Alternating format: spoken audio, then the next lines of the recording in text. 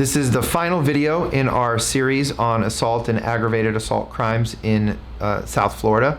And my name's Adam Rossen, criminal and DUI defense lawyer from the Rossen law firm. We have over 350 five-star reviews between Google, Avvo, all over the internet. I'm a former prosecutor, and we help good people when bad things happen to them.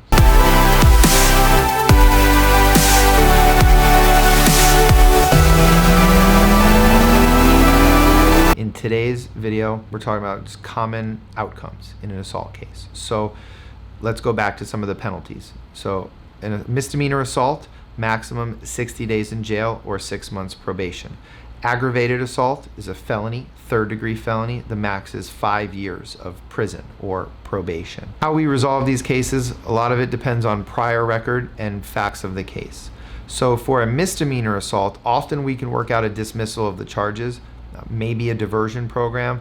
A lot of it depends on the state attorney's office, depends on the victim, and depends on, again, the facts of the case and prior criminal history.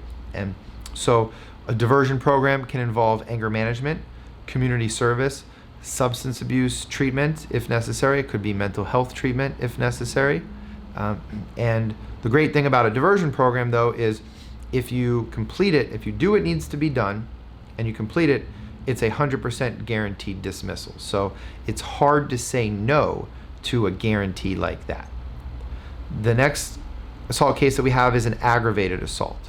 Again, that's a felony. It's a level 6, gives you 36 points on the score sheet without any prior criminal history, and you need 44 points to get into that mandatory prison category. Again, there's ways to get around that. That's for a different video. But if you do have a few priors, then you may be scoring prison. And so the outcome of the case obviously depends on the priors, depends on the facts, and also depends on the legal work that is done. And so what we do is we move from criminal defense to criminal offense by actually working these cases up, by attacking, fighting, defending through depositions, through all of our strategies and tactics that we have at the firm. For these felony aggravated assault cases, it's very rare to get diversion in South Florida on these cases. It can happen, but it's extremely rare.